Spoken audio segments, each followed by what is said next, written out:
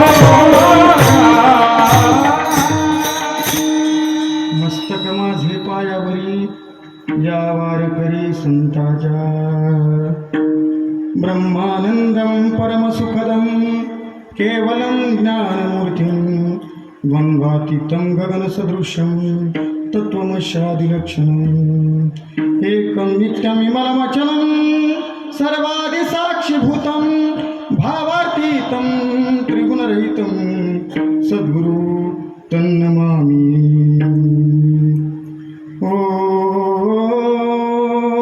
ओम नमो ज्ञानेश्वराय। ओम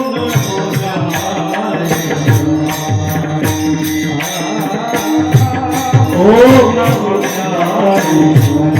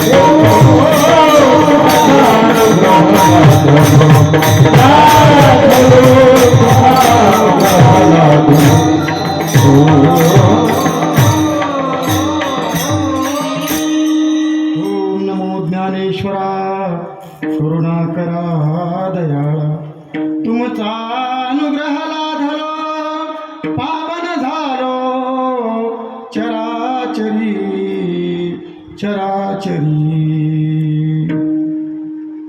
हरी तुझे नाम गाईना खंड, याविन पाखंड नेनी काही। प्रस्तुत प्राप्त प्रसिंगी सेवेकरता निवडलेला अभंग संत श्रेष्ठ वैराग्यमूर्ती देहूचे साधू जगदवंदनीय जगद्गुरु तुकोबराय यांचा 3 चरणाचा मागणीपर प्रकरणातील अभंग तुमच्या समोर मांडण्याचा मी प्रयत्न करणार आहे। विठाला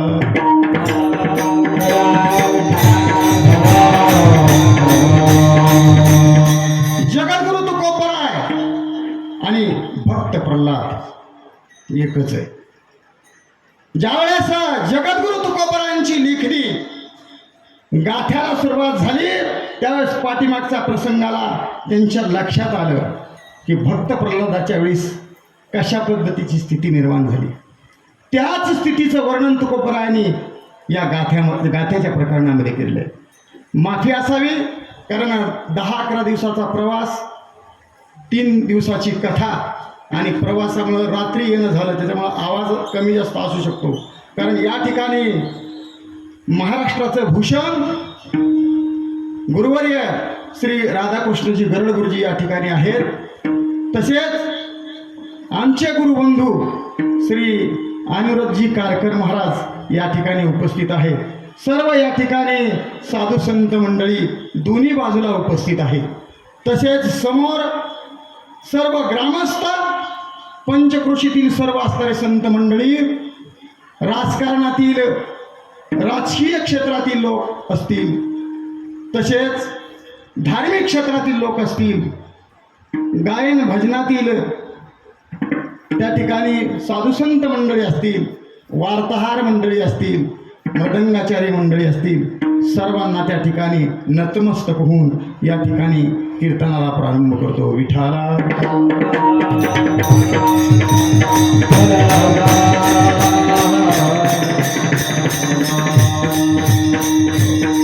कारण या ठिकाणी उभा टाकलेल्या सगळ्या गायन मूर्ती आहेत। ज्यावेळेस प्रत्येक सप्ताहाला सुरुवात होत असते त्यावेळेस गुण गाईन, चरित्र गाईन आणि त्या ठिकाणी नाम गाईन या प्रस्ताकावर सप्ताह चालू असतो. सुरुवातीला नामाची भूमिका असते. नामाची भूमिका असते म्हणून नाम प्रकरणातला विषय असतो. भगवंताविषयी ज्ञान प्राप्त झाल्यानंतर उपदेशाची अवस्था प्राप्त करावी लागते आणि त्यानंतर त्या भगवंताला उपदेश केल्यानंतर साधू संत मंडळांनी उपदेश केल्यानंतर मागणीची अवस्था प्रस्थापित करावी लागते आणि त्यानंतर चरित्राचं वर्णन असतं. विठाला विठाला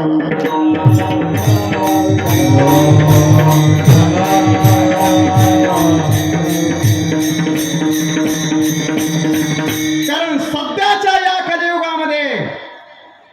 सध्याच्या या कलियुगामध्ये फक्त भगवंत चिंतनाला फार महत्व आहे. भगवंत चिंतनच का? कारण कोणत्याही चिंतनाला महत्व आहे. साधू संत मंडळींनी कोणत्याही चिंतनाला महत्व दिले, फक्त भगवंताचं चिंतन अशा पद्धतीचं नाही. चिंतन कोण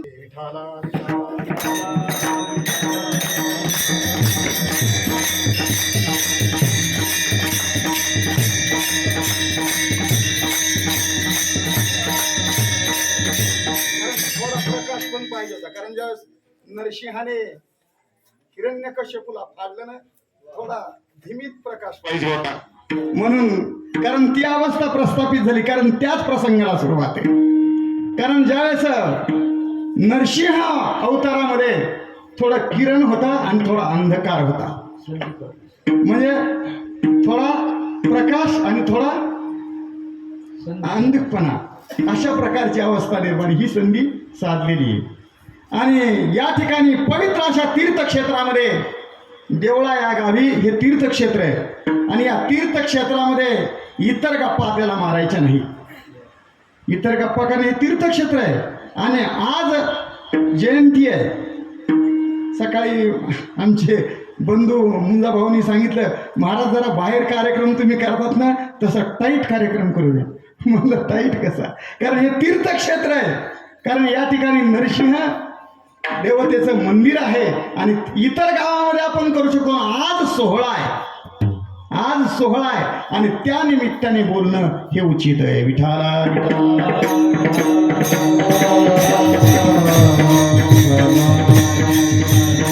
कारण जिथं तीर्थक्षेत्र असतं त्या ठिकाणी इतर गप्पा मारता येत नाही.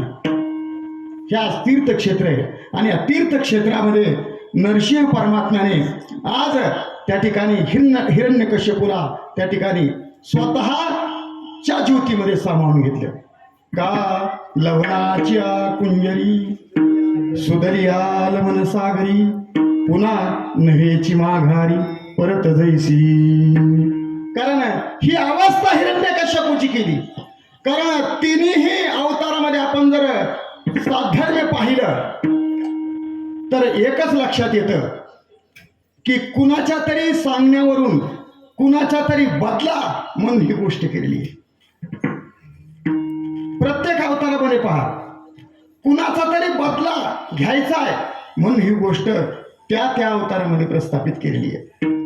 मग या ठिकाणी हिरण्यकश्यप असो, हिरण्याक्ष हिरण्यकश्यप असो किंवा त्या ठिकाणी कुंभकर्ण राजा रावण असो, बदल्याची भूमिका प्रस्थापित केली आणि बदल्याच्या भूमिकेतून स्वतःचा नाश करून देवतेमध्ये सामावून घेण्याचा प्रयत्न केलेला आहे.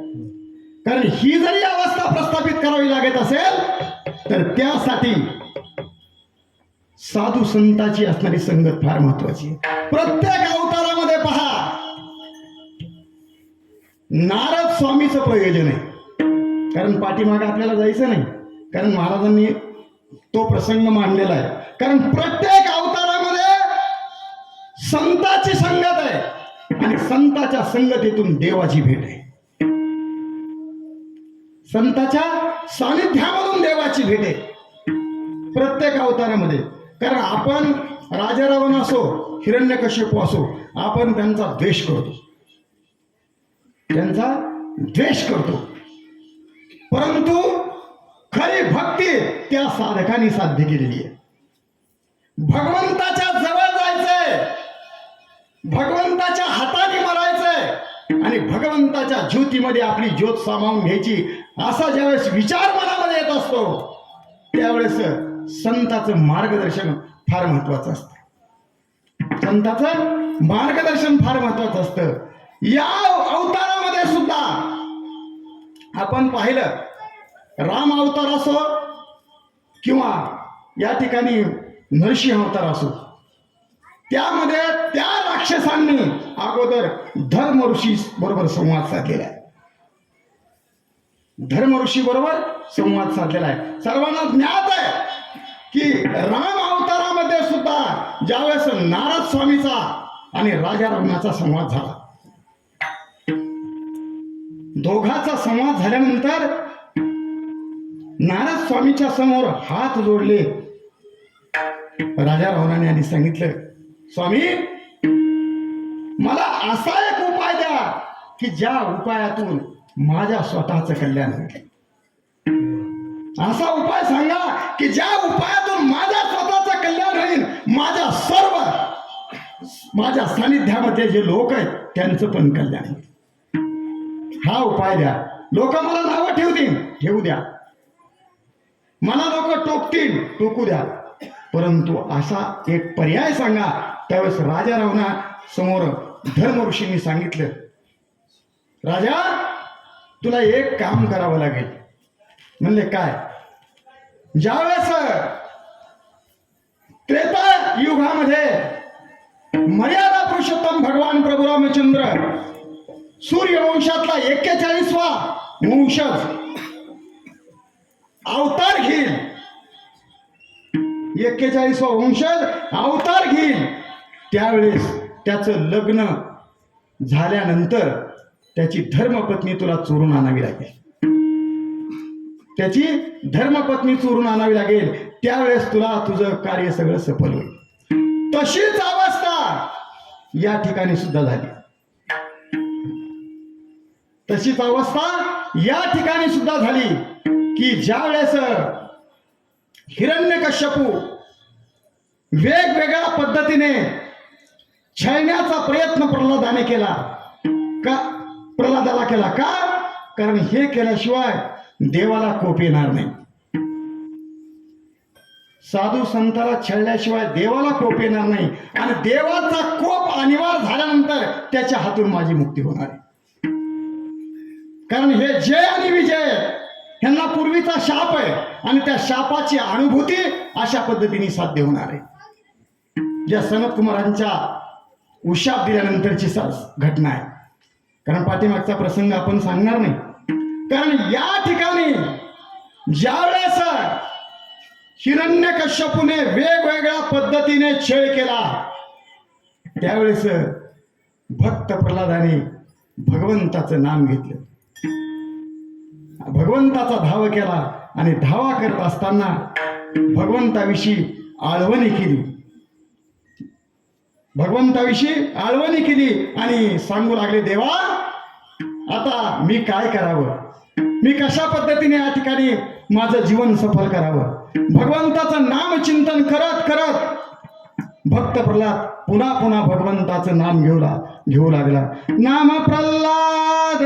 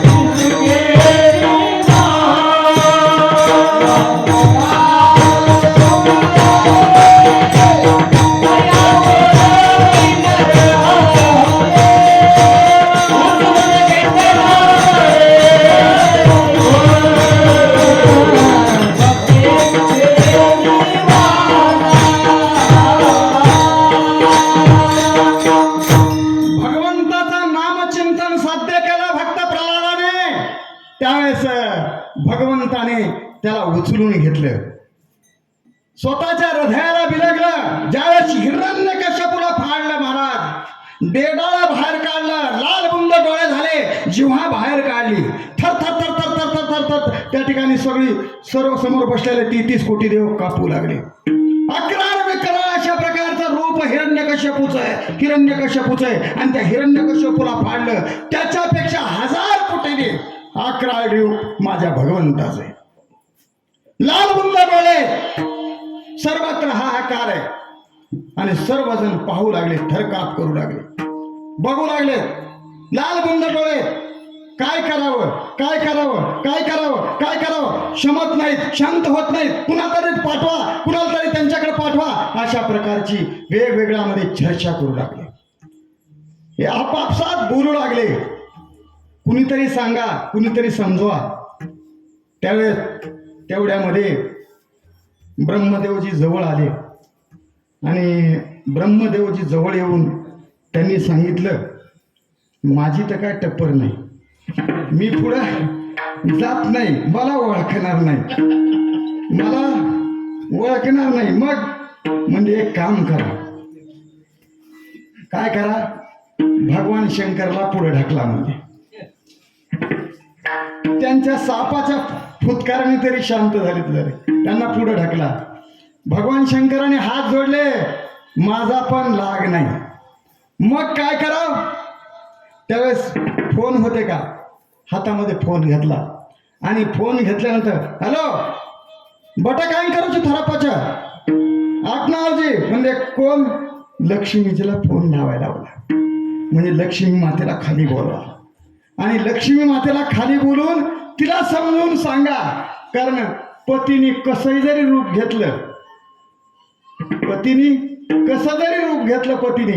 तरी पत्नी त्या पतीला शांत करत असते. म्हणून लक्ष्मी मातेला बोलवलं. म्हणजे देवी तुम्ही एक काम करा. म्हणजे का? तुमच्याशिवाय आता तुमचे पती शांत होणार नाही. म्हणजे मी त्यांना ओळखीतच नाही, मी त्यांना ओळखीत नाही, त्याच्यामुळे ते मला ओळखणारच नाही. कारण हा अशा प्रकारचा अवतार मी कधी पाहिलाच नाही. अशा प्रकारचा अवतार मी पाहिला नाही. लालबुंद डोळे, माझी टप्पर नाही, मला माफ करा, मला बाजूलाच राहू द्या. लक्ष्मी माता सुद्धा जायला तयार नाही. मग ज्यावेळेस मोठे मोठे माणसं असतात ना, त्यावेळेस त्यांना वाटत असतं एक सहज जे साधा मनुष्य असतो. कारण तुका म्हणे भोळा आणि जिंकू जाणे कळी काळा. त्या भोळ्या माणसा म्हणून संताला भोळे समजत असतात काही लोक आपण पाहिलं की ज्यावेळेस एखाद्यावेळेस काय पूर्वी म्हणायचे बघा, नवीन पाऊस वगैरे आला, कुठं आपण समजा यात्रेमध्ये गेलो, महाराज पुढं चाललात ना, एक काम करा, तिथं छत्री ठेवलेली, येता घेऊन यावं. असे लोक आदेश देणारे, म्हणजे आदेश देणारे, अहो महाराज येता अमुक काम करा, असे म्हणणारी लोक. तसं म्हणले आता काय करावं? प्रल्हादालाच पुढे टाकला. जाऊ द्या म्हणले, ह्यांना जाऊ द्या. अहो ज्यांच्या मनामध्ये कसल्याही प्रकारचं कपट नाही, ज्यांच्या मनामध्ये कसल्याही प्रकारची भीती नाही, त्यांना कशाची भीती वाटत नसते. आम्ही आता वृंदावनला गेलो होतो आणि वृंदावनला कथा झाल्यानंतर आम्ही प्रेमानंद महाराजांच्याकडे गेलो होतो. आम्ही अपॉइंटमेंट घेतली आणि प्रेमानंद महाराजाकडे गेल्यानंतर काही प्रश्न विचारले, काही आमचं ते यूट्यूबवर दिसत पण तुम्हाला. त्यावेळेस चिठ्ठ्या दिल्या, तिथे प्रत्येकाला अधिकार आहे किंवा तुमचे प्रश्न मांडायचे आणि ते त्यांच्या प्रश्नाचं विवरण करत असतात. त्यावेळेस काही प्रश्न असे वेगवेगळ्या पद्धतीचे विचारण्यात आले आणि काही लोकांनी विचारले की महाराज तुमच्या दोन्ही किडन्या गेलेल्या आहेत, तुमच्या दोन्ही किडन्या फेल आहेत, तरी सुद्धा तुम्ही आनंदित आहात, याचं गमक काय? तुम्हाला भीती वाटत नाही का? तुम्हाला भीती वाटत नाही का? याचं गमक काय? तुमच्या दोन्ही किडन्या फेल असून सुद्धा तुम्ही त्या ठिकाणी कशा पद्धतीचा आधार घेत नाहीत. तुम्ही लगेच सरळ येता, डायलिसिस झाले की लगेच लोकांच्या दर्शनाला समोर उभा टाकतात. त्यावेळेस त्यांनी फार सुंदर उत्तर दिलं. त्यांनी सांगितलं, अहो हा देह ज्यांनी दिलेला आहे, हा देह ज्यांनी दिलेला आहे तो कधी नेणार आहे हे आपल्याला माहित नाही. या देहा कारण हा देह पावन आहे, म्हणला तर पावन आहे आणि म्हणला तर वाईट पाहिजे. नरदेह परम पावन जे भक्ती ज्ञानाच्या येतन, जेने साधे ब्रह्मज्ञान तो धन्य धन्य नरदेह. या नरदेहा जाना निशेष खुंटे जन्म मरणा, जेन जीव होनी पावन स्वानंद घन स्वय होई. कारण हा नरदेह आहे, पावन करण्याचं गमक आपल्यामध्ये किंवा या नरदेहाला त्या ठिकाणी नाशिवंत ठेवायचं हे गमकही आपल्यामध्ये. कारण तुम्ही कशा पद्धतीने वागता त्याच्यावर तुमचं भवितव्य अवलंबून असतं. तुम्ही वागता कसं, कशा पद्धतीने वेगवेगळ्या माणसावर द्वेष करता हे तुमच्या मनावर अवलंबून असतं. कारण फक्त तुमचं जीवन जगत असताना आपण आपलं जीवन सार्थक त्याच वेळेस होत असतं ज्यावेळेस तुमच्या मनामध्ये इम्फॅथी निर्माण व्हावी लागते. तुमच्या मनामध्ये इम्फॅथी या शब्दाचा अर्थ असा आहे की दुसऱ्यांच्या मनामध्ये दुःख होतंय ना. दुसऱ्यांच्या तुका म्हणे का देहाचे अवयव आणि सुख दुःख जीव भोगा पावे. कारण दोन्ही अवयव त्याचं शरीर आणि आपलं शरीर एक आहे. ही भावना जोपर्यंत आपल्या मनामध्ये निर्माण होत नाही तोपर्यंत सुख निर्माण होत नाही. कारण एखाद्याचा द्वेष केला, एखाद्याला दुःख दिलं तर त्याला दुःख झालेलं मनातून दुःख होते. ही इम्फॅथी जोपर्यंत मनामध्ये निर्माण होत नाही तोपर्यंत सुखाची प्राप्ती होत नाही. त्यांनी सुंदर उत्तर दिलं, राजा हो की या ठिकाणी मला कसल्याही प्रकारचं दुःख नाही. दुःख एवढंच वाटेल की मला ज्यावेळेस तुम्ही हे वृंदावन सोडून कुठंतरी त्या ठिकाणी माझ्या उपचारासाठी नेताल आणि तिकडंच माझा देह पडेल त्यावेळेस मी दुःखी होईल. तोपर्यंत मी दुःखी होणार नाही. विठाला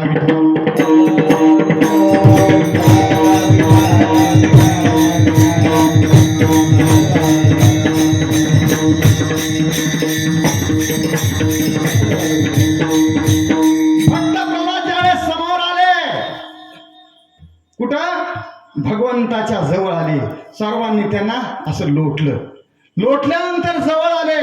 जवळ आल्यानंतर जशी गाय आपल्या वासराला त्या ठिकाणी जिभेने असणारे चाटते तशा पद्धतीची अवस्था भक्त प्रल्हादाविषयी भगवंत प्राप्त करू लागले. कारण जशा एखादी आई आपल्या बालकाला मांडीवर घेते आणि गाय त्या वासराला जिवेने असणारे चाटते त्या पद्धतीची अवस्था भगवंत प्रल्हादाविषयी करू लागले. कारण त्या आईशिवाय बाळ राहू शकत नाही. आईशिवाय बाळ राहू शकत नाही. आईने त्या बाळाच्या डोक्यावरून ज्यावेळेस आई त्या हात फिरवते ना तुकोबरा एका ठिकाणी सांगतात, मायाविन बाळ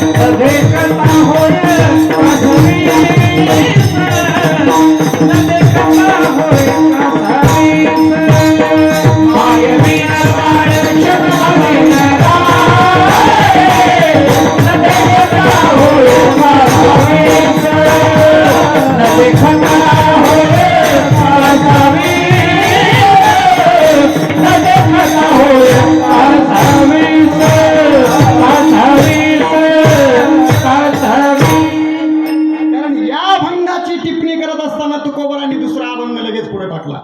कारण मायेवी न बाळ क्षणभरी न राहे न देखता होय कासावीस आणि कौदंड बुधावितो तरी छंद तयांतरी माऊलीचा ना आवडती तया बोला अनेकांचे देखून या नाचे माय दृष्टी. कारण दुसऱ्याचं कुणाच्याच बोल त्याला आवडत नाही आणि आईकडे पाहिलं की त्याला आनंद वाटत असतो. तीच अवस्था भक्त प्रल्हादाची झाली. कारण त्याची आई आहे. कारण तुका म्हणे माझी विठ्ठल माऊली आणि कांचे बोली चाड नाही. ही माझी आई आहे, ही माझी आई आहे आणि या आईशिवाय मी राहू शकत नाही. ही भावना भक्त प्रल्हादाची झाली. आणि भक्त प्रल्हाद ज्यावेळेस मांडीवर त्या भक्त प्रल्हादाला उचलून घेतलं, आनंद वाटला. कारण ज्यावेळेस जगद्गुरु तुकोबरा आला,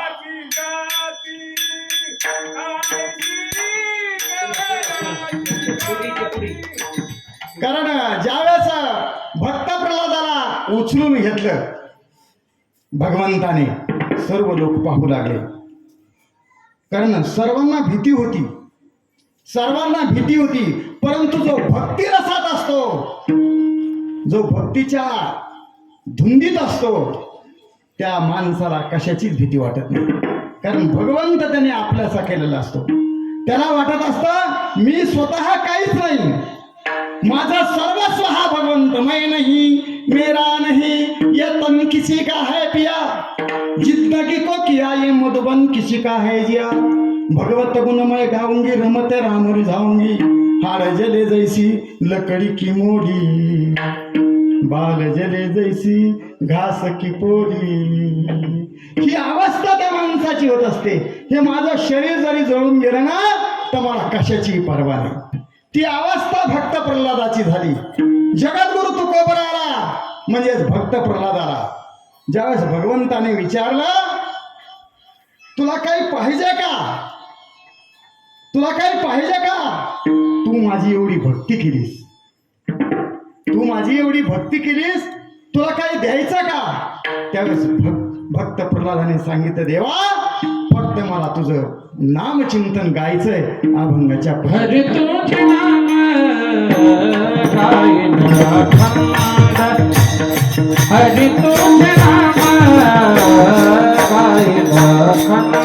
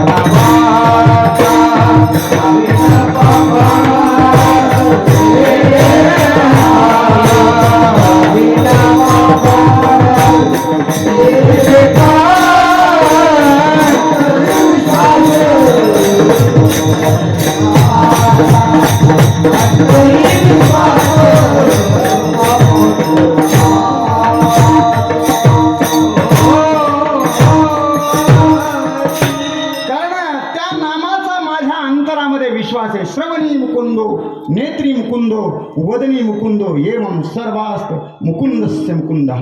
ही अवस्था त्या शरीराची ज्यावेळेस प्राप्त होत असते, सर्व शरीर भगवंत ज्यावेळेस बनतं ना त्यावेळेस त्याला दुसऱ्या कशाचाही असणारा त्या ठिकाणी आठवण राहते, दुसऱ्या कशाची भीती वाटत नाही. तीच अवस्था त्या ठिकाणी भक्त प्रल्हादाची झाली. फक्त भगवंत आणि भगवंत ही अवस्था ज्यावेळेस होत असते, फक्त मग गोविंद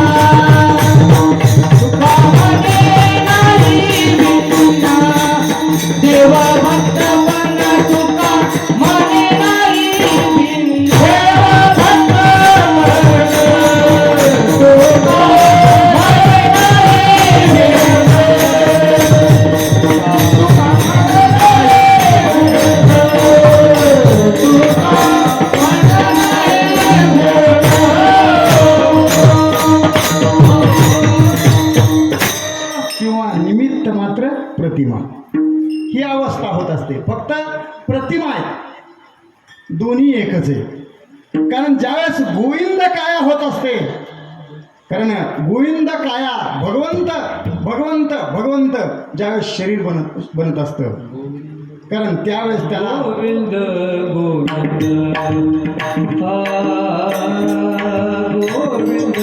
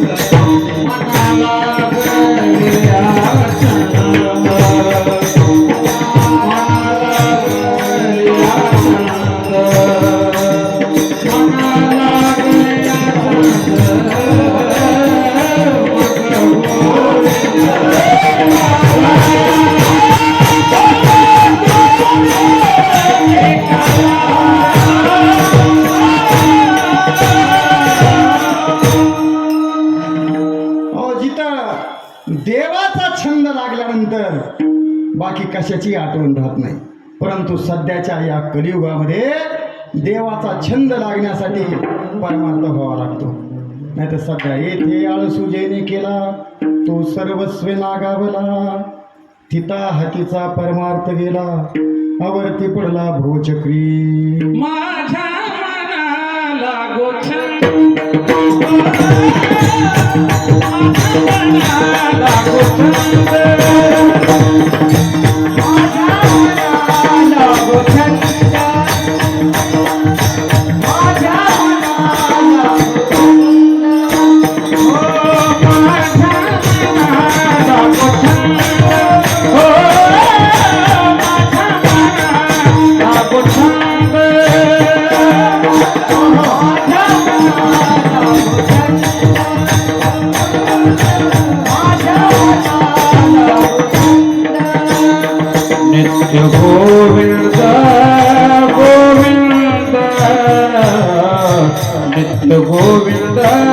गोविंद